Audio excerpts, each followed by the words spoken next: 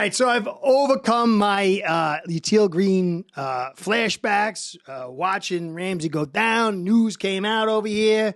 Meniscus tear, 6 to 8 weeks. So now we know the deal, and we know it real quick. And it sucked to see him go down. But let's be clear. It's great news that we're going to see this guy for 2/3 of the season. And this 2023 Miami Dolphins team is not, nor it should be, sunken by a Ramsey injury for 1/3 of the season and even for the whole season.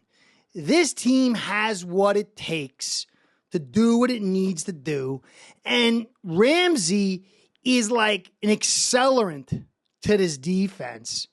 But this defense has all the capabilities to do what it needs to do. To me, the issues with this team to prevent it from going where it needs to go is not going to be about the defense. It is so deep. And the fact that Ramsey will be back is great news, even though it's sucky news. So let's be clear. And I'm not shaking my pom-poms a little bit, a little bit. But let's be realistic. I mean, last year, we made the playoffs with a gutted team. We had Kohu, who was talking today. I played half the season with a broken hand, and he was a rookie. And look how awesome this kid played. This kid's a stud. Howard was on one leg for most of the season. You see him in practice, this guy is looking like he's Howard from 3 years ago. Now, how long will he stay healthy? I don't know. But I think he's going to be healthy enough to be man his situation until Ramsey comes back. And if he's healthy, he's a bigger playmaker than Ramsey. And then you got Holland, who's a stud. So you got 3 guys to fill the secondary with Fangio at the mixed match zones, who's going to be the maestro. You got Needham, who's eventually coming back, who's a solid nickel guy. You got Cam, you spent your second-round pick on. You got Elliott there, Trill Williams, some other guys in there that maybe shine and do their thing. And if you're paying attention, I got to get the film out, Baker is growing, and he's had a pretty nice camp. We'll talk about that. And so you've got enough parts. I mean, you're going against the Chargers away. It's a game people are like, oh, we're going to win. You're expected to lose that game. I think we need to come out 2-2. And then we got at New England. They don't have tons of weapons. And we should be able to slow Mac Jones. Mac Jones looks like he can slow himself. He doesn't look so hot. And then we have Denver at home. It's going to be boiling. Look what we did to the Bills last year. In week 3, I guess it was.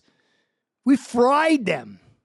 We should win those 2 games. And then, you're going to be playing Bills next to that. It's going to be tough, even with Ramsey there. So theoretically, you'll get Ramsey back anywhere in week 3 to week 4. You're playing the Giants at home. We should be able to beat them. Then you're playing Carolina. We should be able to beat them, Ramsey or not. By then, Ramsey will be back to where he needs to be. We should be 1-2. We should be 4-2 going against Philly, which is going to be, even with Ramsey, are we going to win at Philly? Then versus New England, we should win that one. And then it's the German game against KC. So really, we've got to win that New England game. We've got to win that Denver game. Maybe I think they're going to baby it. So we should be where we need to be. This team is not going to be hindered. Its ultimate success by now, if it was a whole season, we could get into it. But for this time period, this time frame, I don't think it's the end of the world. So I'm going to move past that, cover day 2. I talked to some brother. He's like, you were regaling over your sorrows of being a Dolphin fan, all the little big hits. But that was just my moment there, Reality is I grew up with Dan Marino, and there's a lot. If you didn't watch Dan Marino, you missed some great stuff. And it's not, to me, the greatest thing with Dan Marino, and that's the embodiment of football, is his ability, his will to fight when no hope is there and sometimes to pull it out. He would die with his boots on. It could be 10 seconds left, down 1,000 points, and he still believed he could win. The only other guy I ever saw like that was Michael Jordan. But that's the heart of what it means to be a warrior, to play football, sports. Guy goes down. What are you going to do, cry about it? I remember Marino went down with the Achilles. It was like, what? Superman went down. Everyone, I look at the players' faces. You hear the voices of the analysts, the fans. What? The team rallied around him, and we were this close to going to the playoffs. The Berg went down. We still had a great game, that winter game where Leonette screwed it up. And this was not even close to the team that we have here. This team will rally, needs to rally. The coaching staff needs to get it done. They should get it done. They got the talent to get it done. 2-2, and give maybe Ramsey a little more time to rest. 4-2 after 6 weeks. We're on track. So let's move past that. Let's focus on what this team's about and keep going. And there's not an excuse. Yeah, I felt gut punched. Now I got my Dan Marino on, and I'm back to. We want our players to be resilient. Let's just move forward. I'm not going to even talk about it, use an excuse. It was gone for a year, maybe. So, anyway, let's talk about no pads. Second day, no pads. So, when we evaluate the physicality parts taken out for the most part, so pass rush, blocking, it is not really, you can't really evaluate that fairly. This is like glorified flag. So let's take a look at some stuff, look at the positives and negatives, and keep our evaluation moving and be happy that Ramsey is coming back. It is nice. So Skylar had a bomb to Berrios. It was on Cam Smith, and it happens. He's a rookie. Cam Smith is a guy that's fast, but his accelerator is not equal to his speed. So that's why I kind of like him better at safety and less at corner. He got beat. Okay, data point, move on. Nice play by Skylar, who I think he surprised me last year. A lot of people are high on him. But for a rookie taken 7th round, to do what he did last year, to have the resilience, to show the skills off, this kid's a player. And even if he's a backup, it's a steal. Nice play, Berrios. He's small. He's quick. Let's remember this data point for Smith, and let's hope we don't see any more of them. So that was that. And then Tua, he had the good day yesterday. It was like, okay, day, 2 nice passes to Wilson and Waddle. And, you can't really do much. It is what it is. It's good to see solid. You're not throwing a lot of picks. You're not seeing lots of picks and stuff like that. So Tua looks a little bit steadier, although it wasn't a stellar day. But I want to take a look at yesterday's Waddle catch. That was a big catch. I got a video of it. You can see it here. And Waddle, he's a dunk. I love Waddle. My kids love Waddle, so it makes me love him more. But you can see right here, nice concentration to get that ball and that's what we talked about. But the problem was he didn't attack that football. He let it into his body, and that was some of the problems from last year. Now he's put on, I say, 3 pounds, and for a guy 5'10", ripped the bone like that, that's a ton of muscle. This guy looked jacked, and that 3 pounds is a lot of muscle. He looks good. This kid's limit is the sky. But one thing we need to see him grow on, one thing he needs to grow on is attacking that football, using his hands and not letting it. That's how a lot of problems come about when you're passive in your pass catching. So let's hope he improves on that. Still nice for the most part, but this is something to consider. Waddle's still going to be good no matter what. But man, if he can attack that football and use his hands more to be aggressive, this guy can go to the moon. Now, Howard, as I talked about, he's had a couple of good days. Cam got burnt on that play, and Howard was a leader, brought him in, talked to him, had a nice sideline play. I think it was yesterday. He had a good one on Hill. He's looking healthy. And Howard healthy is, to me, better than Ramsey in the sense that the guy, his hands are made of Velcro. And the only thing that's been holding him back from these last 2 years is injuries. And he's looking healthy. I don't know how long it's going to last. We're going to need it at least for a little while. But this is good news. The track that Howard's on is good enough, along with Kohu, who I'm talking about in a second, to really overcome this Ramsey blip. Okay? Now, Kohu, I talked about the hand. He had the pick today.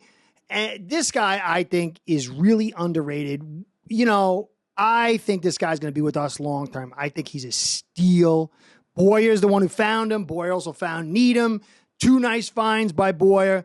I love this kid. I think he's going to be able to get out to that boundary and do what he needs to do.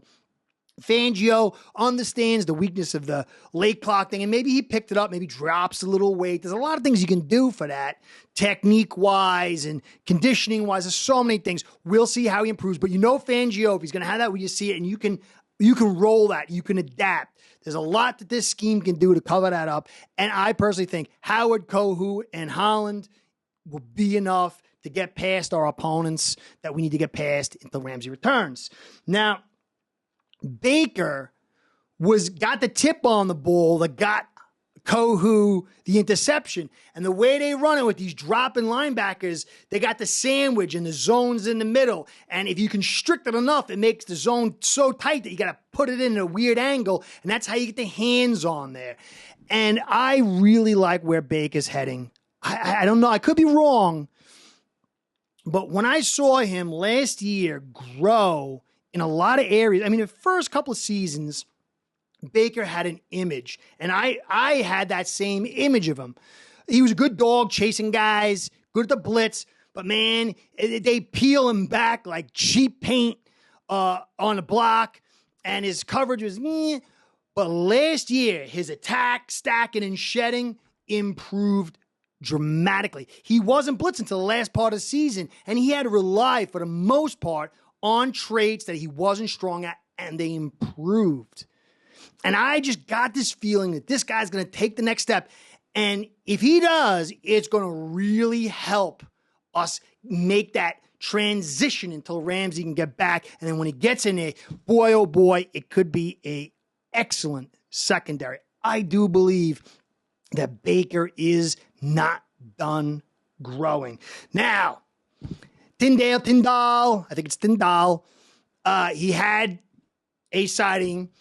He's been Mr. Invisible for quite some time, but a few reporters for both days have kind of noticed him. Not like, wow, but his name was mentioned. Like, I think I noticed him. So he went from Mr. Invisible to Mr. Translucent. It's day 2, and Vic Fangio is so good. And I believe in some ways this scheme is more conducive for linebackers. So I'm not going to, tout the horn or whatever, but this is better news than what we have. So let's hope this trend continues, because you got to let guys have their chance. I think after year 2, you kind of know. So let's get this guy to full camp, but we're seeing a little bit. It would have been nice if he had that pick. It would have been a great vibe and mojo. So at least that's there. Now I'm going to go on to the injuries and some other stuff. But first, I want to give a shout out to you guys. I appreciate all you do. The likes, the subscribes, the comments, subscriptions, the whole thing. It keeps this channel going. Without it, I don't do this. And I love to do it. And you guys keep me in there. So please keep that coming. So I want to give you a shout out, and a shout out to Ace per Head, because without the two of you, this show ain't going down. Ace per Head's betting software is the premier white label platform for bookies to manage their players and grow their sportsbook operation. Click the link in the description below to get set up in minutes. Ask for the Curtis promo and get a special introductory discount. We have all that. We know the Ramsey issue. It is a temporary thing. 2/3 of the season plus postseason will have Ramsey. I think it's going to be 8 weeks. He's a bit of older guy. You're thinking long term. You want, like I showed you the schedule. You don't want this guy coming back and re-aggravating or whatever. You want to give him the full 8 weeks.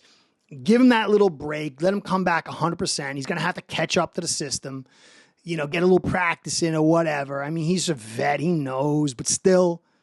So we know that's there. And it's good and bad, But there's other guys now we got to really focus on because there's an uncertainty there. The PUP still has Tehran. He's moving. He's walking around. I trust Tehran. He'll get in. We talked about the injury thing. We got to see how that plays out. He could go through the whole season with that bad toe, not be injured anymore, and still be a stud. So, but we want to get him in soon.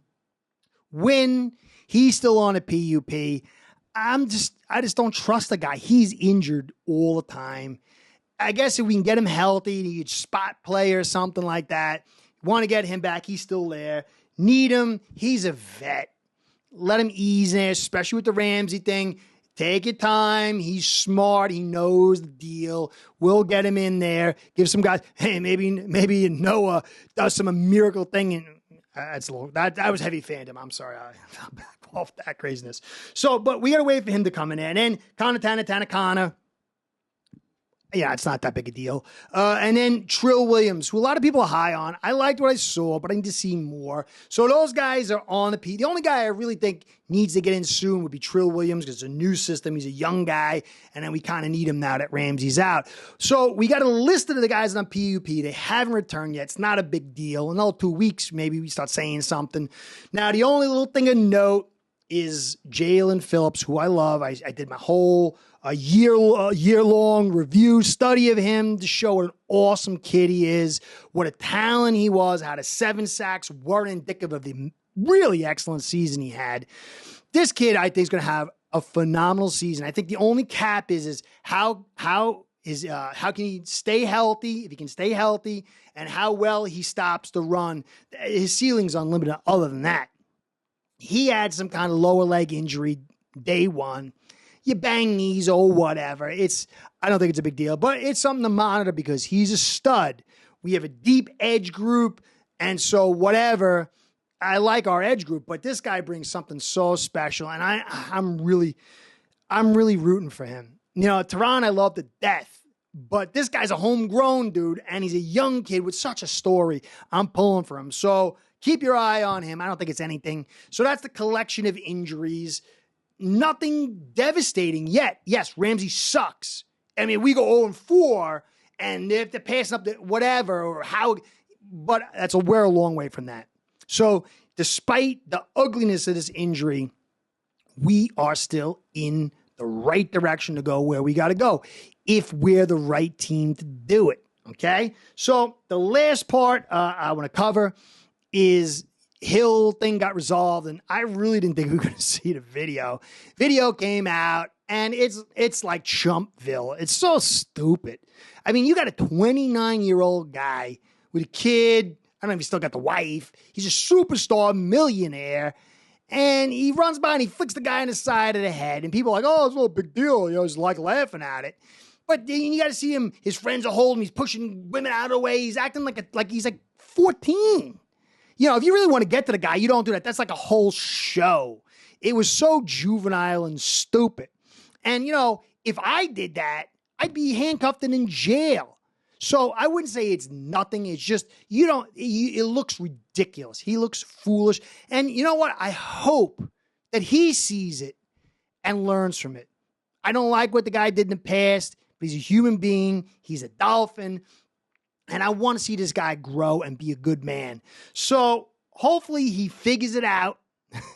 And it is stupid. I don't think there's going to be any punishments. Maybe a game, if that.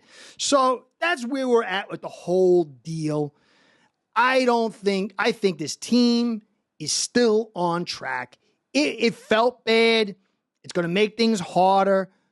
But I believe this team has what it takes. If this is truly the team and Greer built right and these are the right coaches, right at this stage, I don't know what's going to happen with injuries and whatever else, but we are still on track. So it sucks, but it's not terrible. Anyway, guys, believe in the Finns. Be like Dan. Be like the team you want to be. You want your players to be resolute and to have no quit attitude. Believe we can still do it. Curtis saying, catch you next time. Be well. Go Finns. Start building your own online sportsbook today by getting signed up with aceperhead.com service that'll allow you to book action on sports from all around the world.